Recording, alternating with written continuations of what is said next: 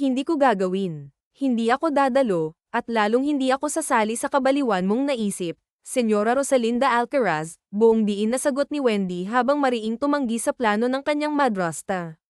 Kitang-kita sa kanyang mga mata ang determinasyon na labanan ang tila balak gawing instrumento siya ng babae.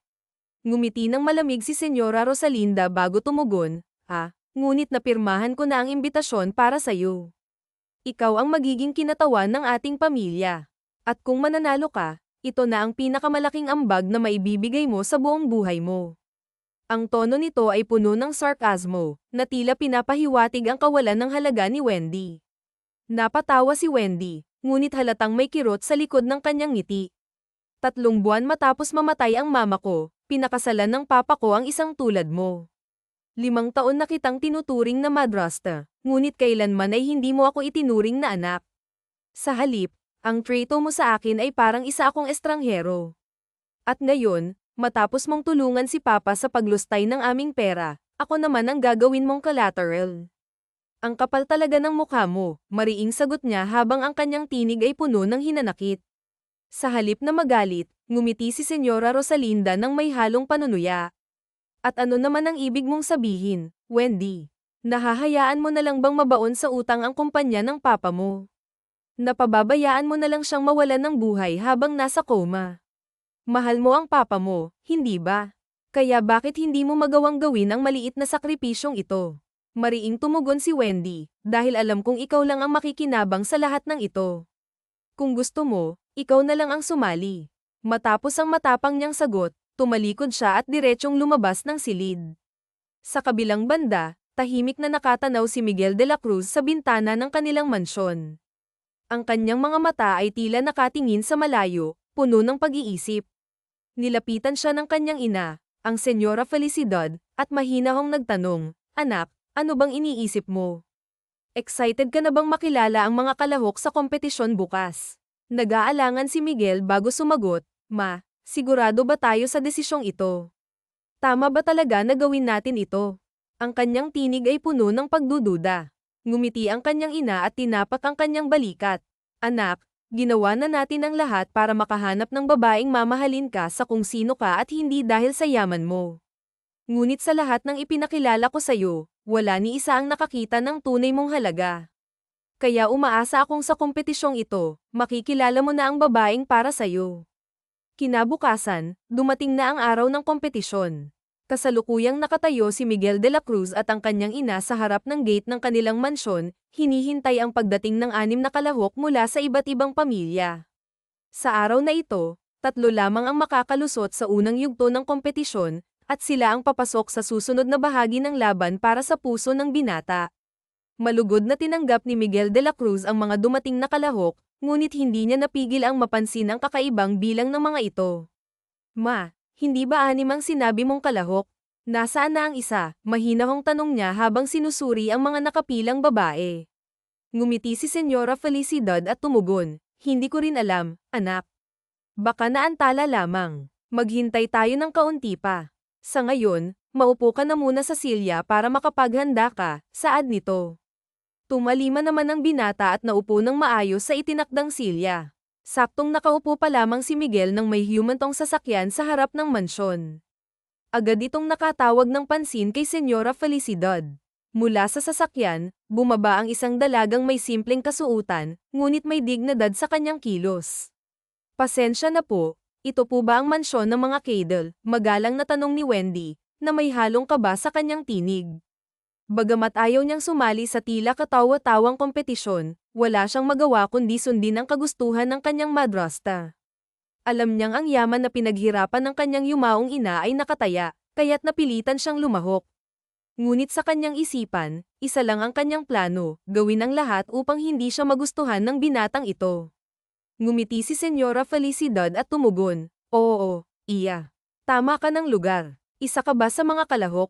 "Yes po," sagot ni Wendy, sabay bahagyang yuko bilang tanda ng respeto. "Kung ganun, halika na at pumasok ka. Hinihintay ka na ng anak ko," niaya ng ginang. Sumunod naman si Wendy habang pinagmamasdan ang paligid. Sa di kalayuan, nakita niya ang mga babaeng nakapila, at hindi niya napigil ang mapansin ang kanilang magagara at eleganteng kasuotan. Habang papalapit, unti-unting lumitaw sa kanyang paningin ang isang makisig na lalaki. Ang kanyang tindig, ang kanyang mukha, tila perpekto sa lahat ng aspeto. Hindi niya napigil ang humanga, ngunit agad niyang pinilit na ibaling ang kanyang isipan sa ibang bagay. Miss, hey, Miss, malakas na tawag ng binata, dahilan upang magbalik si Wendy mula sa kanyang pagkatulala. Iya, naririnig mo ba ako? Dagdag pa ni Senyora Felicidad, na bahagyang natawa sa reaksyon ng dalaga. Opo, Senyora, sagot ni Wendy habang pilit na itinatago ang kanyang kahihiyan. Habang nagaganap ang pagpapakilala, narinig ni Wendy ang mga bulong ng ibang kalahok. Bakit kaya sumali ang babaeng ito? Halatang wala siyang alam. Mukha pa siyang probinsyana, sabi ng isa, na sinundan ng mahihinang tawa mula sa iba. Tahimik, madiing saway ni Senyora Felicidad. Lahat kayo ay naririto upang sumubok sa aming patimpalak.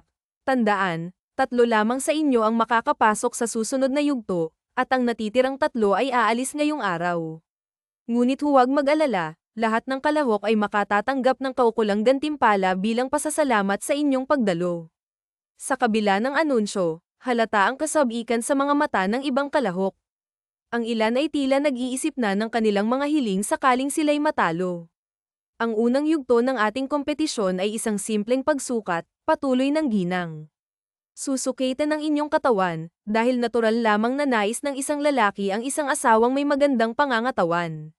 Nagsimula ang pagsusukat, at halos lahat ng kalahok ay nagpakita ng kumpiyansa. Ang una ay may perpektong hubog ng katawan, na agad namang hinangaan ng lahat, pati na ng ginang. Sunod-sunod ang mga kalahok, at karamihan sa kanila ay nagtataglay ng magagandang proporsyon. Pagdating kay Wendy, agad siyang nakaramdam ng kaba. Nang sinukat ang kanyang dibdib, narinig niya ang mahihinang tawanan ng ilan. Flat na flat, parang pader, biro ng isa, na sinundan ng tawa ng iba pang kalahok. Tama na, madiing sabi ni Senyora Felicidad. Hindi pa tapos ang kompetisyon, kaya't huwag ninyo siyang pagtawanan. Tumahimik ang lahat. Ngunit ramdam pa rin ni Wendy ang kanilang mga tingin. Sa kabila ng kanyang kaba, nagpatuloy si Wendy. Nang sukatin ang kanyang balakang, nagulat ang lahat. Ang kanyang balakang ay perpektong humulma sa sukatan, na nagdulot ng tahimik na paghanga mula sa iba. Tapos na ang unang yugto, anunsyo ni Senyora Felicidad. Ngayon naman, subukan ninyong akitin ang aking anak. Tandaan, mahalaga rin ang koneksyon at pag-aakit sa isang relasyon. Habang isa-isang pumapasok ang mga kalahok upang subukan ang kanilang galing sa pang-aakit, nanatili si Wendy sa isang tabi, nag-iisip kung paano niya haharapin ang susunod na hamon. Paumanhin, ano ulit ang pangalan mo? Mahinahon niyang tanong sa babae habang pinagmamasdan ito ng may interes. Ngumiti ang babae, na tila may kakaibang kislap sa kanyang mga mata. Ako si Sophie, magiliw niyang sagot. Kasabay nito, bahagya siyang lumapit sa lalaki. Ang kanyang kilos ay puno ng kumpiyansa. Sabihin mo lang kung paano mo nais na mapasaiyo ako, at gagawin ko ang lahat upang mapasaya ka, dagdag niya, ang kanyang tinig ay puno ng lamang at pang-aakit.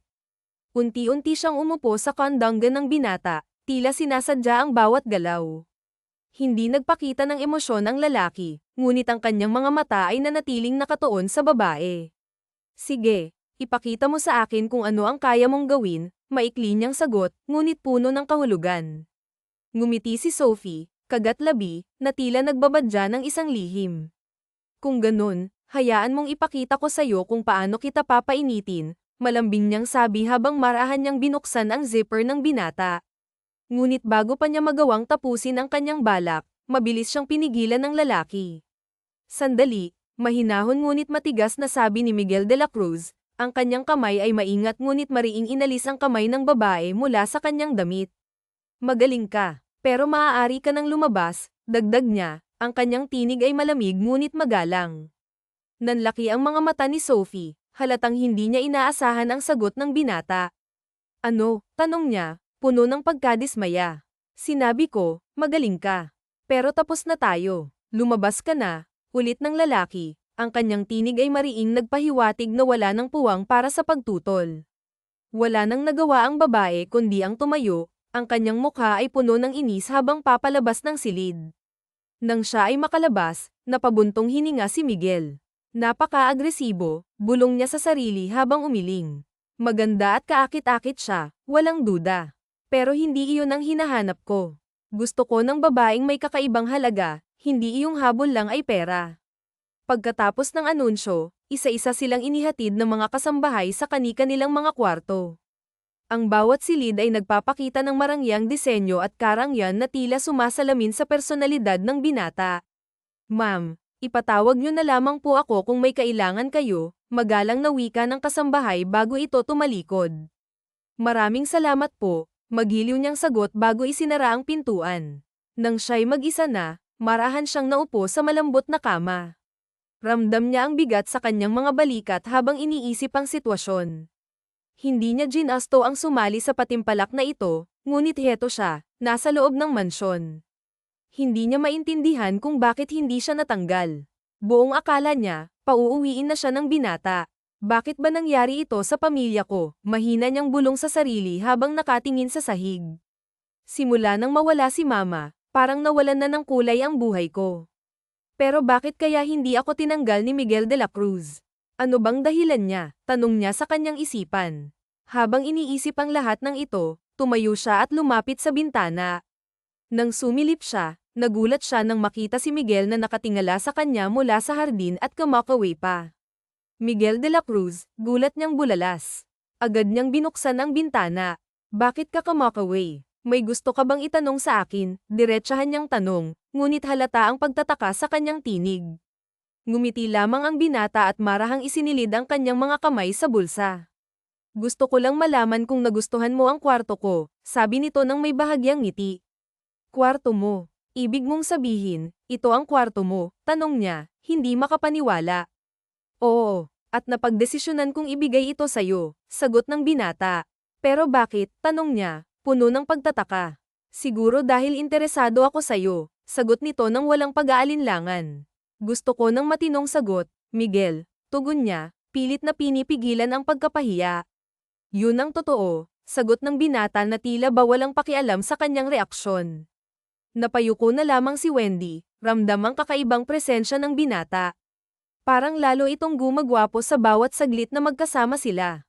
Maganda naman ang kwarto, maayos at nagustuhan ko. Yun ba ang gusto mong malaman? Tanong niya, pilit na binabelang ang usapan. Ngumiti ang binata. Oo, sagot nito. Pero ako naman ang magtatanong ngayon. Bakit sa tingin mo hindi kita tinanggal? Halata namang ikaw ang may pinakamababang puntos sa lahat.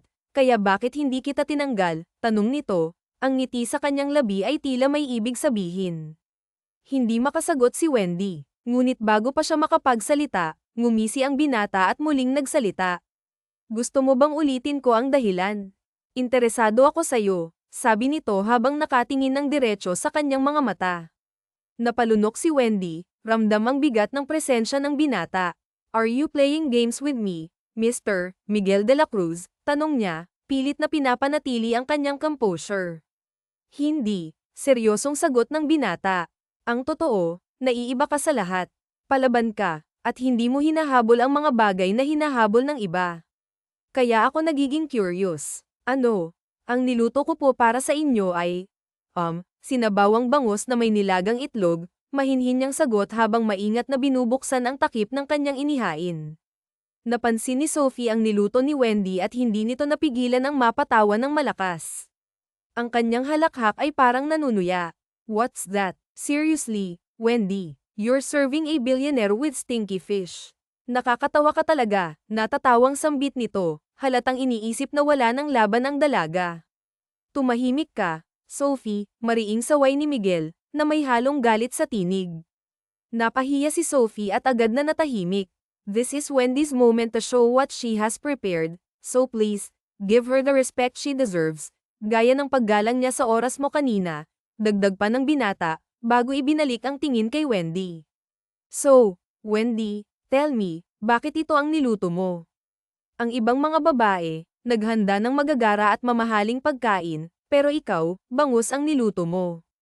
Ano ang espesyal dito, at ano ang kwento sa likod ng recipe mo? Sa kabila ng kaba, buong tapang na sinagot ni Wendy ang tanong ng binata. My recipe is sinabawang bangus na may bangus. Of course, you can't cook sinabawang bangus without bangus, right? Pabirong sagot niya, pilit na pinapatawa ang sarili upang maibsan ang tensyon. Napatawa rin si Miguel sa kanyang inosenteng sagot. Relax, Wendy. Walang dapat ikabahala. Just continue. Malumanay na sabi ng binata, na tila binibigyan siya ng lakas ng loob. Ah, opo, pasensya na po. Ang totoo, hindi po talaga ako marunong magluto. Lumaki po ako na hindi kailanman pumapasok sa kusina. I grew up with a golden spoon in my mouth, may mga tao pong nag-aalaga sa akin at sa pamilya ko. Kaya ito lang po ang alam kong lutuin, dahil ito po ang paborito kong pagkain na laging niluluto ng aking yumaong ina. This sinabawang bangus is very special to me. It's not just food, it's a memory of my mom. Ginawa ko po ito ng buong puso at pagmamahal, kahit simple lang. I believe that's what truly matters, paliwanag niya ng buong katapatan. Napangiti si Miguel, halatang naantig sa kwento ng dalaga. Kahit simple lamang ang inihain nito, ramdam niya ang sinseridad sa bawat salita nito. Well, let's see, sagot ng binata at humigop ng sabaw. Habang nilalasap niya ang lasa ng sinabawang bangus, ramdam din ni Wendy ang kaba. Paano kung hindi niya magustuhan? Paano kung hindi sapat ang lasa? Fantastic, so tasty and I want more, masayang papuri ng binata. Tinawag niya agad ang kanyang mga kasambahay. Yes po, sir, tanong ng isang kasambahay. Libre ninyong kainin ang mga pagkain dito, pero siguraduhin niyong may matitira pa para sa akin ng sinabawang bangus, bili ng binata, na ikinatuwa ng mga kasambahay. Agad niyang ibinalik ang atensyon sa mga kalahok. Hanggang dito na lang muna ang task natin for today. Libre kayong lumabas kung gusto niyong mag-shopping. Narito ang 3 card, kuha na kayo at gamitin niyo sa gusto niyo, anunsyo niya habang inilalapag ang 3 card sa mesa. Talaga, pwede naming gamitin ang mga card na ito, tanong ni Sophie, na halos magningning ang mga mata sa excitement. Agad niyang kinuha ang isang card, habang si Wendy naman ay nanatiling tahimik at huli sa pagkuha. Habang nagmamadali ang iba upang umalis, napansin ni Miguel na naiiwan si Wendy. Lumapit siya rito, halatang nagtataka. Wendy, bakit hindi ka umalis? You have your card, and you're free to buy whatever you like. Bakit nandito ka pa? Tanong nito. Humarap si Wendy sa kanya at marahang iniabot ang card. Opo, ito po. Ibabalik ko sa inyo. This is your card. I gave it to you. Why are you giving it back? Wala naman po akong nais bilhin. Wala rin po akong paggagamitan nito, sagot niya ng may paggalang. Then kung wala, bakit parang ang layo ng iniisip mo? May gusto ka bang puntahan? Tanong ng binata, na tila nag-aalala. Ang papa ko, gusto ko po siyang puntahan. Ang totoo, gusto ko sanang sumama kina Sophie kanina. Pero naisip ko po na baka makakaabala lang ako sa kanila. Gusto nila ng shopping, pero ako, gusto ko lang po makita ang papa ko. Ayoko pong sirain ang saya nila, paliwanag niya. Naantig si Miguel sa sagot ng dalaga. You're such a good girl. Nandito ka sa patimpalak na ito, pero ang ama mo pa rin ang iniisip mo. You really have a good heart, papuri nito, bago marahang hinawakan ang kanyang noo at hinalikan ito. Napatigil si Wendy, halatang nagulat. Para saan po iyon? Bakit niyo po ginawa yun? Yutal-yutal niyang tanong, habang unti-unting namumula ang kanyang pisngi. Nothing. I just wanted to kiss a good girl, sagot ni Miguel na may ngiti. Magbihis ka na at aalis tayo, dagdag pa nito. Aalis. Pero wala po akong kotse, at nakaalis na sila, sagot ni Wendy, na may halong pag-aalala. That's not a problem. You're going with me. Just fix yourself, and I'll wait for you in the car, sagot ng binata. Bagamat nagtataka sa kabaitan ng binata, hindi na nagdalawang isip si Wendy. Agad siyang nagbihis at sumakay sa kotse ni Miguel. Ngunit bago pa siya makaupo ng maayos, nagsalita muli ang binata. Wendy, you forgot something, sabi nito na may makahulugang ngiti. Forgot something. Wala naman akong nakalimutan, sagot niya rito na may pagtataka. Narinig na lamang niya ang malalim na hininga ng binata. You forgot something, that is to wear your seatbelt. Pasensya, sagot niya nang mapagtantong nakalimutan niya nga ang mag-seatbelt. Akmang isusuot na niya ito nang pigilan siya ng binata. So slow. Let me help you, wika ni Miguel de la Cruz at maagap na tinulungan ang dalaga. Habang si Wendy naman ay napasinghap na lamang at halos ayaw na niyang huminga sa sobrang lapit nila ng binata. Sa sobrang lapit nila sa isa't isa, nalalanghap ng kanyang ilong ang mabango nitong pabango na nagmumula sa batok nito. Kusang gumalaw ang kanyang mga mata upang titigan ito at humanga na lamang siya sa makinis nitong balat. All good, sambit ni Miguel de la Cruz matapos na niyang ayusin ang seatbelt ni Wendy. Biglang nagtama ang kanilang mga mata, at ang kanilang titigan ay naging malagkit. Kapwa tila nagkakaroon sila ng simpleng ugnayan sa isa't isa. Ang mga mata ni Miguel de la Cruz ay titig na titig sa mga mata ng dalaga, at ang paningin nito ay bumaba pa sa labi ni Wendy hanggang sa kanyang leeg. Bawat pulgadang pagbaba ng kanyang mga mata sa balat ng dalaga ay siya ring pag-init ng kanyang katawan. Naaakit siya sa taglay nitong alindog. You're beautiful and you're so hot, wala sa isipang sabi ng dalaga, tila nasa ere pa rin ang kanyang utak. Really? I'm hot, tanong ng binata habang napakagatlabi itong napangiti sa inusal ng dalaga. Ah, hot, sinabi ko ba yun? Ang hot, ang init dito. Ang init ng panahon, yutol-yutol niyang palusot, at higit na gumuhit ang gwapong ngiti sa labi ng binata. All right, sweetie, it's hot here kahit naka-aircon tayo. You're funny, sabi ni Miguel de la Cruz. Ha, sweetie, gulat at namumula niyang sagot sa binata. Pakiramdam niya ay umiinit ang kanyang tenga. Para kasing kay sarap na himig ang matawag siyang, sweetie. Yeah, sweetie, you're blushing. Do you like it? Do you want to hear it one more time? Tanong nito na tila nanunubok. I'm all good. Aalis na tayo. Pag-iiba niya ng usapan at binawi ang kanyang paningin mula sa binata. Sabay punas ng kanyang noo, pakiramdam niya ay pinagpapawisan siya kahit malamig. I guess you're liking me too, Wendy. Liking you. Hindi Paano mo naman nasabi? Sagot niya, ngunit namumula ang kanyang mukha. Namumula ang mukha mo pero namumutla ang labi mo. Girls' reaction when they like someone. Pakiramdam mo lang yun, sagot niya, pilit na itinatanggi ang nararamdaman niya. Do you know, Wendy? Wala pa akong babaeng minaneho. Alam mo ba? Malay ko ba? Sagot niya, medyo inis ngunit nahihiya. Now you're being brat, one thing that I don't like pagdating sa babae. But when it comes to you, it appears sexy, wika nito. Hindi na mapakali si Wendy, at pakiramdam niya ay kinikilig siya sa presensya nito. I promise to myself, Wendy, that I will drive no one except for my future wife. Ganun ba? Sige, pasensya na. Ibaba mo na lang ako sa tabi, sagot niya, pilit na iniiwasan ang usapan. Ngunit maagap siyang pinigilan ng binata at hinawakan ang kanyang kamay. I told you, na ipagmamalaki, sabi nito habang nakatingin pa rin sa daan. Gosh, ano bang gustong ipahiwatig niya sa akin? Na ako ang magiging asawa niya, namumula niyang wika sa kanyang isipan habang tila nag-aapoy ang kanyang ilong sa init na nararamdaman. Akmang babawiin niya ang kanyang kamay mula sa pagkakahawak nito nang muli siyang pigilan ni Miguel de la Cruz. Don't, let me hold your hand. Please, let us stay like this a little longer, pakiusap nito sa kanya. Hindi na rin siya nagreklamo dahil bahagi ng kanyang puso ay nais rin ang kanilang sitwasyon. I love your soft hand, sweetie, sambit nito, na siyang higit pang nagpalito sa kanyang damdamin. Naikinila niya at hinayaan ang binata na hawakan ng kanyang kamay hanggang sa dumating sila sa kanyang mansyon. Nang dumating, ay malugod silang sinalubong ng kanyang madrasta, at kay bait nitong inasikaso ang binata, habang si Wendy naman ay agad na nagtungo sa kanyang amang na koma. Dad, gumising ka na, please. I know you felt like I hate you after marrying your new wife.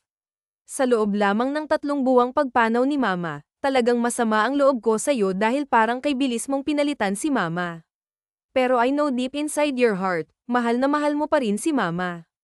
Ni isa sa mga picture niya ay wala kang pinahintulutang tanggalin. May isang frame dito sa pamamahay mo na walang nakakabit na mukha ng bago mong asawa because you treasure Mom a lot. Palagi kitang nahuhuling lumuluha habang tinititigan mo ang album nating pamilya. I know you love Mom. And please, wake up. Ayaw kong mawala ka sa mundong ito nang hindi mo man lang ako nabibigyan ng pagkakataon na humingi ng tawad sa'yo. Dad, I love you and I'm sorry. Dad, I still need you. Dad, please wake up. Umiiyak niyang wika sa tulog na ama. Niyang wika sa tulog na ama. Isang munting luha ang pumatap mula sa kanyang mga mata. Nang matapos makipag-usap sa tulog na ama, ay agad nang lumabas si Wendy mula sa silid nito. Sinalubong siya ng kanyang madrasta. Wendy, pwede ba tayong mag-usap? Masuyo nitong tanong sa kanya, at pinaunlakan niya ito. Narinig ko ang sinabi mo kanina sa harapan ng papa mo, Wendy. Maniwala ka man o sa hindi, mahal kita at minahal kita bilang isa kong tunay na anak. Pero hindi mo ako pinahintulutan na maging ina mo, at aaminin kong mahirap makipagkomunikasyon. Pero tunay kong mahal ang ama mo, kahit na hindi ko lubusang naangkin ang puso niya dahil nasa mama mo pa rin ang malaking bahagi ng pag-ibig niya. Bakit ko ito sinasabi sa'yo? Kasi pareho lang tayong nagmamahal sa papa mo. Sobrang mahal niya ang kumpanya ninyo, Wendy, dahil ang kumpanya ninyo ang alaala niya sa ina mo. Isinunod pa niya ang pangalan ng kumpanya sa pangalan ng mama mo. Alam kong hindi mo pa rin ako tanggap, pero gawin mo ito, Wendy, para sa papa mo at para sa alaala ng mama mo. Pakiusap, taos-puso nitong wika sa dalaga. Tila parang pinilipit ang puso ni Wendy sa sakit at konsensya. Sabay siyang napaluha sa harapan ng madrasta at ginagap ang kamay nito. Patawarin mo po ako. Nakikita ko rin naman ang pagmamahal mo sa papa ko at sa bawat pagtangka mong mapalapit sa akin.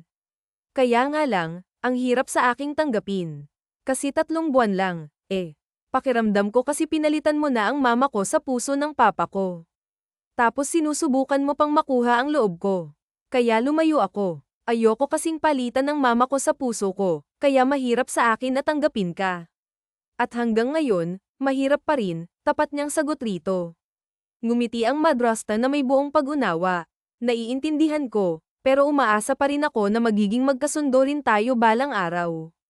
Opo, kapag handa na po akong buksan ang sarili ko at puso ko para sa'yo, Rosalinda Alcaraz, sagot niya, at niyakap siya ng madrasta. Salamat, at umaasa akong darating ang araw na iyon, Wendy, sagot nito sa kanya. Bago niya nilisan ang mansyon, kasalukuyang nasa loob ng kotse si Wendy. Ngunit ang mga mata nito ay namumula pa rin. Are you okay? Mahinang tanong ni Miguel de la Cruz, puno ng pagtingin ang kanyang tono. Oo, I'm all okay. Let's go, sagot niya habang pinipigilan ang muling pagpatak ng mga luha mula sa kanyang mga mata. Wendy, don't pretend that you're okay when you're not, anito sa kanya at hinaplos nito ang kanyang balikat. Nagtama ang kanilang mga mata. Cry, Wendy. Cry if your heart is in pain. I'm here to comfort you, dugtong niya. Dahil sa kanyang mga kataga, tuluyan ng lumuhang muli ang dalaga at kusa itong yamakap sa kanya. It's okay. Everything will be okay. Alo nito. Bagaman walang kataga ang lumalabas sa bibig nito, ramdam ni Miguel de la Cruz kung sino ang dahilan ng pagluha nito. Bilang isang mabuting anak, hindi madaling makita ang iyong amang nakaretay sa kama na walang katiyakan kung madyay gising pa ba ito o hindi. You will be okay, sweetie. I'll help you, wika nito. Sa presensya ng binata, nabayad ang kanyang loob. Hindi nagtagal ay naubos na ang mga luha ni Wendy, at agad silang umuwi sa mansyon. Saktong pagdating nila, siya ring pagdating ng mga babaeng galing shopping. Kaya pala nagpaiwan siya dahil gusto niyang masolo si Miguel de la Cruz. Ang landi talaga ng babaeng yun. Humanda ka sa akin, Wendy, naiinis na wika ni Sophie sa kanyang sarili habang umaapoy ang kanyang mga mata, kay tititig sa kamay ni Miguel de la Cruz na nakahapit sa bewang ng dalaga. Ang landi-landi talaga, bulong niya. Samantala, sa kabilang banda naman, buong pusong nagpasalamat si Wendy sa binata bago siya pumasok sa kanyang silid. Subalit, kauupo pa lamang niya sa kama, isang malakas na katok ang bumulabog sa kanyang pintuan. Si Miguel de la Cruz. May nakalimutan ba siyang sabihin sa akin, aniya sa kanyang isipan. Binuksan niya ang pintuan, ngunit hindi si Miguel de la Cruz ang kanyang nabungaran. Hi, flirty, mapaklang bati sa kanya ni Sophie, at walang pahintulot itong pumasok sa loob ng kanyang silid. Oh, Sophie, bakit ganyan ka kung magsalita sa akin? May problema ba tayo? Mahinhin niyang tanong rito. Ayaw niya ng away, subalit tinaasan lang siya nito ng kilay. Oh, yes, talagang may problema tayo dahil sa kalandian mo. Anong kalandian? Wala akong alam sa mga sinasabi mo. Oh, really? Wala. Kaya ka nga nagpaiwan because gusto mong masolo si Miguel de la Cruz. Ang landi mo. Mahinhin ka lang pero malandi ka. Tell me, saan ba kayo nagpunta? Ginagamit mo naman ba ang katawan mo para manalo ka? Oh, come on. Lumaban ka naman ng patas, paghahamon nito. Akma nang magsasalita si Wendy nang isang tinig ang nagsalita mula sa kanyang likuran. Shut your mouth when you know nothing, Sophie, sabi nito sa dalaga. Tumayo si Sophie ng tuwid habang namumutla. Kanina ka pa ba dyan? Yes, kanina pa ako rito, and I heard everything you said. If you're curious kung saan kami nagpunta ni Wendy, nagpunta kami sa ama niyang nakoma. And that's all. Di mo kailangang kabahan dahil ang araw na ito ay hindi kasali sa kompetisyon. Isa pa, Sophie, you're beautiful and you stand a big chance to win, papuri nito. Ngumiti si Sophie, at tila nawala ang galit sa kanyang mukha. Oh, thank you. Alam kong mahilig ka sa maganda at sexy, and my beauty won't fail you for that. If I win, I will do everything you want, mapang-akit nitong wika sabay kindat sa binata. Yeah, exactly, sagot nito. But I don't only need beauty, Sophie. I need more than that, and I wonder if you have more to offer than your beauty, ani ng binata sa dalaga. Nawala ang ngiti sa labi ni Sophie, at inis niyang tiningnan ng diretso sa mga mata si Wendy. If you have nothing to do here, Sophie, lumabas ka na. And this is not your room, wika ni Wendy. Mataray namang umalis si Sophie sa silid ng dalaga, ngunit bago pa iyon ay inirapan niya muna ito. Nang sina Wendy at Miguel de la Cruz na lamang ang naiwan sa loob ng silid, tila hindi makatingin si Wendy ng diretso sa binata. Kakaiba ang kanyang kinikilos ngayong araw, at maging ang pagtibok ng kanyang puso ay tila hindi normal. Para bang sa bawat sandaling nasa tabi niya ang binata, siya'y mas sumasaya, at tila iba ang nararamdaman niya. Ah, Miguel de la Cruz, salamat ulit. You're welcome. Now, get your rest dahil bukas ay may kompetisyon na naman kayong haharapin. Do your best because I want you to marry me. Ano? Marry you? Gulat na tanong ng dalaga. Yes, prank ka nitong sagot. Pero marami naman kami dito, at may nahigit sa akin. No, there are not more than you. That's in your mind, but I see no one but you, Wendy. Isa pa, what's bad about that? I'm the judge, and you're my contestant, dugtong nito, sabay kindat sa dalaga bago isinara ang pintuan. Si Wendy naman ay tila maraming paru-paro ang naglipa na sa kanyang paningin. Masaya siyang napakagatlabi. Alam niya sa kanyang sarili na wala sa kanyang plano ang magpakasal sa isang binata at maging isang asawa. Nagpunta siya sa mansyon na ito dahil sa pagpupumilit ng kanyang madrasta at para na rin sa kanilang kumpanya. Ngunit tila nag-iba ang ihip ng hangin. Sa simpleng presensya at mga salita lang ng binata, kinikilig siya at nagiging masaya ang kanyang damdamin. Kinabukasan, maagang nagising ang lahat para sa kompetisyong gaganapin ngayong araw. Kasalukuyang nakatayo ang tatlong dalaga sa harap ng mga plancha. Ladies, napakadali ng assignment nyo ngayong araw. Dahil tanging pagpaplantsa lang ng damit ang kailangan nyong gawin. Isa sa inyo ay magiging asawa ng anak ko, at mahirap din naman kung ang pagiging asawa ninyo ay iaasa nyo lamang sa mga kasambahay. Kaya sa araw na ito, magpakitang gilas kayo sa paraan ng pagpaplantsa, anunsyo ng Senyora Felicidad. Isa-isang binigyan ng mga damit ang mga dalaga at tig-iisang plancha pa ang bawat isa. Mayroon lang kayong 40 minuto upang magawa ng maayos ang mga iyan. And your time starts now, sambit ng Senyora Felicidad. Mabilis na kumilos ang dalawang dalaga, habang si Wendy naman ay naguguluhan sa kanyang gagawin. Ni isang beses sa kanyang buhay ay hindi pa siya nakapagplantsa, kaya hindi rin niya alam kung ano ang gagawin. Dahilan ito upang makuha niya ang atensyon ng Senyora Felicidad. Ikaw, bakit hindi ka pa gumagalaw?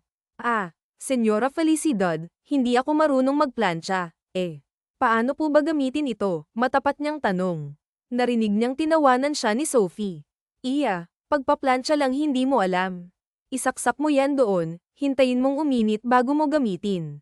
Ah, ganun po ba? Sige po, gagawin ko na. Mabilis niyang sagot at isinaksak ang plancha. Matapos ang ilang minuto, nagpa siya siyang tingnan kung mainit na ba ang plancha. Ah, ang init, reklamo niya nang mapaso ang kanyang kamay. Wendy, nag-aalalang wika ng binata. Akmang lalapitan na sana siya nito nang pigilan siya ng kanyang mama. Mainit, Malamang mainit yan. Bakit ba kasi kamay mo ang ginamit mo? Hay nako, ikaw talagang bata ka. Hindi ka ba nag-iisip na kukonsuming wika ng Senyora Felicidad? Pasensya na po, if you can't do it, better to give up, Wendy. Bawi ka na lang next time. Hindi po, gagawin ko po, porsigidong sagot niya. Nasa kanyang isipan ang manalo dahil sa nakaatang niyang utang sa binata. Kung sakaling matalo siya, malaking bayarin ang nakaatang sa kanya. At kung manalo man siya, plano niyang kausapin ang binata tungkol sa kanyang utang upang hindi na nila kailangang magpakasal. Then proceed, sagot ng Senyora Felicidad. Mabilis na gumalaw si Wendy upang magawa ang simpleng gawain. Pinagmasdan niya ang kanyang mga kasamahan at ginaya ang mga ginagawa ng mga ito. Subalit, hindi naaayon sa kanyang panahon. Nang matapos, sunog ang pinaplansya niyang damit. Wendy, ano bang ginagawa mo? Anong nangyari dyan? Mahigpit na tanong ng Senyora Felicidad. Nasa sunog po, natatakot na sagot niya rito. Hay, umalis ka na dyan, at sa parte ng kompetisyon na ito, talo ka. Umalis ka na, saad nito sa kanya. Opo, pasensya na po ulit, turan niya at nahihiyang umalis sa kanyang pwesto. Hindi nagtagal, natapos na rin ang kompetisyon. Ang nanalo sa parte na iyon ay walang iba kundi si Sophie. Masayang-masaya itong naglalakad at mataas ang tingin sa sarili. Nang makasalubong sila ni Wendy sa hagdan. How does it feel to lose, loser? Mata rin itong bungad sa dalaga. Kalmado siyang hinarap ni Wendy. Ayos lang. Congratulations sa'yo, formal niyang sagot rito, at akmang bababa na siya ng hagdan nang malakas na hinawakan ni Sophie ang kanyang kamay. Sophie, masakit, reklamo niya, at pakiramdam niya ay babaon ng kuko nito sa kanyang balat. Talagang masakit, at masasaktan ka pa sa akin kapag patuloy kang magpapakita ng kalandian mo, Wendy. Sana naiintindihan mo na ako ang nangunguna sa paligsahan na ito, at ako ang magwawagi. Kahit anong pilit mong landiin si Miguel de la Cruz, wala ka pa ring binatbat sa akin. Kaya kung ako sa'yo, lumayo-layo ka na, dahil ako ang magiging asawa ng bilyonaryo, at ako ang angat sa ating tatlo. Kaya back off, galit na galit nitong wika habang mas hinihigpitan pa niya ang pagkakahawak sa braso ng dalaga. Sophie, pwede ba? Huwag kang praning. Gaya ng sinabi mo, ikaw ang namunguna, kaya bakit triggered na triggered ka? Because you flirt with him, and I can see that he likes you. You're a big threat to me. And do you know kung ano ang ginagawa sa mga banta? Dinidispat siya, saad niya, sabay itinulak ang dalaga sa hagdan. Napasigaw si Wendy, at kasunod noon, nagpagulong-gulong ito pababa. Nang makitang walang malay na nakabulagta ang dalaga, kinabahan si Sophie. Nang makita ang kasamahan nitong si Sar, natakot siya na baka pag-isipan siya nito ng masama. Help! Help! Please, help me! Sigaw nito, umaaktong natataranta, at umagaw ng atensyon ni na Miguel de la Cruz at ng Senyora Felicidad. What's happening here? Wendy, bulalas nito nang makita ang dalaga na nakabulagta sa ilalim ng hagdan. She fell, paliwanag ni Sophie, ngunit hindi siya binigyan ng atensyon ng binata. Agad itong bumaba at mabilisang binuhat ang walang malay na dalaga. Mom, call the best doctor for Wendy, please, demanda nito sa ina, at agad ngang tumawag ang Senyora Felicidad ng magaling na doktor. Habang si Sophie naman ay mas lalong naiinis kay Wendy, dahil ni isa ay wala man lang nagbigay ng atensyon sa kanya. She's really an attention seeker, naiinggit nitong wika sa sarili. Hindi nagtagal, dumating na ang magaling na doktor para sa dalaga at agad itong sinuri si Wendy. Habang si Miguel de la Cruz naman ay kanina pa hindi mapakali. Anak, calm down. She will be fine. I hope so, Mom. I hope there is nothing more serious happened to her, turan nito, at kanina pa ito pabalik-balik sa kanyang dinadaanan. Anak, ganyan ba talaga siya kaimportante sa'yo? Ngayon lang kita nakitang balisa para lang sa isang babae, seryosong tanong ng ina. Napatigil siya sa kanyang paglalakad-lakad at seryoso rin niyang tiningnan sa mga mata ang ina. Mom, seriously, hindi lang siya importante sa akin. She's more than that. I never felt this kind of affection sa mga nagdaang babae sa buhay ko, at tanging sa kanya ko lang ito naramdaman. Ma, isa pa, siya ang naiiba sa lahat ng mga kalahok. Hindi siya ganid at walang pakialam sa pera. Instead na mag-shopping and enjoy the money, mas pinili niya pang pumunta sa kanyang ama and spend nothing from my money. Ma, sa ugali niya, hindi ko maiwasang mahulog sa kanya. I think she's the one for me, Ma, matapat niyang sagot sa ina, at ngumiti ito sa kanya. I'm glad, anak, but may gusto rin ba siya sa'yo? And I want you to know na kahit ano pa man ang nararamdaman mo para kay Wendy, kailangan nating tapusin ang kompetisyon ng patas, paalala sa kanya ng kanyang ina. Lingid sa kanilang kaalaman, narinig ito ni Sophie. Malandi talaga. Sisirain kita, Wendy. Talagang sisirain kita. Naghirap ako para mapili ng bilyonaryo, at hindi kita papayag ang manalo ng ganyan kadali. Dapat ako ang magiging asawa ni Miguel de la Cruz, at hindi ikaw. At sa puntong makuha ko siya, ay makukuha ko na rin ang lahat ng gusto ko, saad nito sa isipan, habang may binubuong plano. Sa kabilang banda naman, lumabas na sa silid ang doktor, at agad itong sinalubong ni Miguel de la Cruz. Doc, how is she? Kamusta siya? Maayos lang ba ang kalagayan niya? She's all safe, and nothing serious happened. Nasa impact ng kanyang pagkakalaglag ay nawalan siya ng malay. Pero I'm done checking her, at wala siya sa panganib. Anyway, ang paa niya ay kailangan ng konting hilit lang naman ito kasi ang napuruhan. At baka pag-icing niya ay mahirapan siyang maglakad. Anytime today ay madyay gising rin siya, wika ng doktor. Maluwag na nakahinga ang binata. Seems like you cared for her so much, wika ng doktor. If I say so, not yet, but I wish for it, walang atubili niyang sagot, at desidido siya sa kanyang nararamdaman para sa dalaga. Well, good luck for that, Miguel de la Cruz, turan nito bago ito tuluyang umalis. Nang makaalis ang doktor, walang ibang ginawa si Miguel de la Cruz kundi bantayan ang dalaga sa tabi nito. Makalipas ang mahaba-habang oras, unti-unti nang nagising si Wendy. Ang una niyang naramdaman ay tila may kung anong nakahawak sa kanyang kamay. Agad niya itong nilinggan, at ang binata ang kanyang nakita. Sa pagbungad nito sa kanyang paningin, sumilay ang ngiti sa kanyang labi, at ang kanyang mga mata ay napuno ng pagtingin para sa binata. Sa kabaitan at maayos na pakikitungo nito sa kanya, hindi niya maiwasang mahulog rito. Bukod sa mayaman, gwapo, macho, ay mayroon rin itong mabait na puso. Hindi lang halos perpekto ang mukha nito, ngunit pati na rin ang pag-uugali at pagkatao. Hindi tuloy niya lubos maisip kung bakit ito nahihirapan na makahanap ng asawa, gayong halos perpekto na ito at katangi-tangi. Wendy, bigkas ng binata ng maalimpungatan. Agad namang nag-iwas ng tingin si Wendy. Gising ka na pala. Tell me, saan bandang masakit sa'yo? Agaran nitong tanong. Umiling si Wendy. Walang masakit sa akin, pero parang namamanhid ang pa ako. Pero maayos naman ako. Nga pala, bakit ka nandito? Huwag mong sabihin na binabantayan mo ako buong oras. What if I said yes? Won't you like it? Agaran nitong tanong, at napakagatlabi na lamang si Wendy. Oh God, don't bite your lips in front of me, Wendy. It's giving me another vibe, saad nito, at napayuko na lamang ang dalaga. You still not giving me an answer to my question, Wendy. Won't you like it that I'm here, Anito? Tila nauuhaw sa magiging sagot ng dalaga. Kung sasabihin ko bang gusto ko, anong gagawin mo? Sagot niya rito, at nagliwanag ang mukha ng binata. Then I will do more things that you like, simpleng sagot nito. Kinilig maging ang tenga ng dalaga, at hindi matago ang masayang ngiti sa labi. Kasunod ay ginagap ng binata ang kanyang kamay. Wendy, I like you and I love you.